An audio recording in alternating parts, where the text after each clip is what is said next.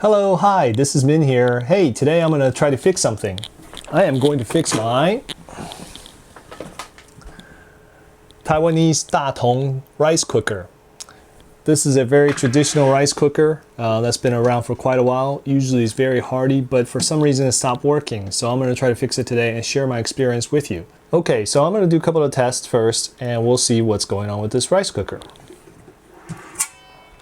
I already verified the cable was okay that's connecting from the rice cooker to the power socket here. So that is okay. So the cable that's connected to this is all okay, but now I have to go and start opening this sucker up. First, let's open up the back. There's a couple of screws here, so let's just open up the screws here and see what's going on.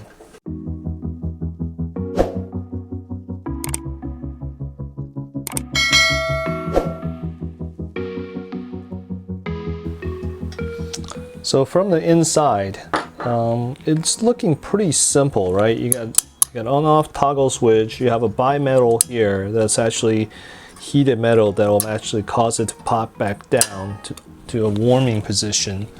So you got power supply coming in. So let's test this out. So what you should have, conductivity once it's on should always go through here, all this thing and all the way through. So let me get a multimeter. Turn this on. Okay, let's go from here to here, of course.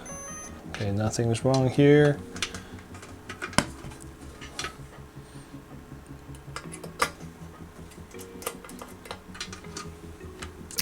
So, spot one. Okay, so this is cooking. So when it's cooking, everything should go through. Yep.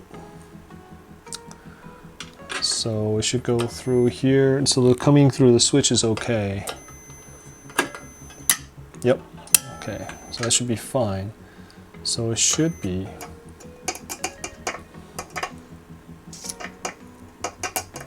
And nothing here. So when it's cooking, it should always go through with some resistance. I'm not getting anything. So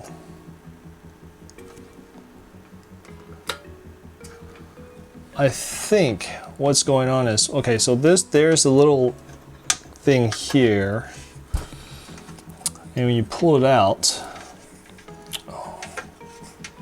this is actually a thermal fuse.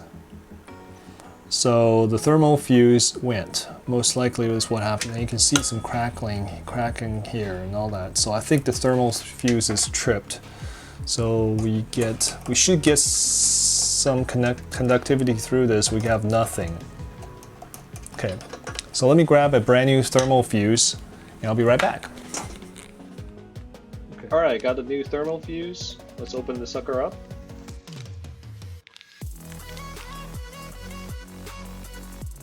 Let's take a look, and this is the exact same thermal fuse as before, SE fuse SF226E. It supports 227 Celsius. Now let's test the conductivity of the new fuse. Yep. Now let's test the conductivity of the old fuse. Nope, it doesn't work. Yep. Now cut the wire, and let's connect with the butt splice connector. We have to crimp the butt splice connector because we don't want to solder it, since there is a potential that soldering it may blow the fuse again.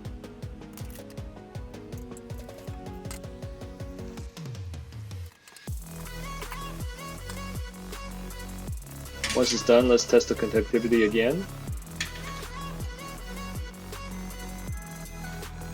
Sounds good. Yep. Now let's put the sleeve back on.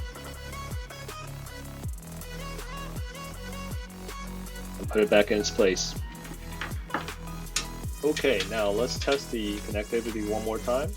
Yep. It looks good. Now let's replace the back.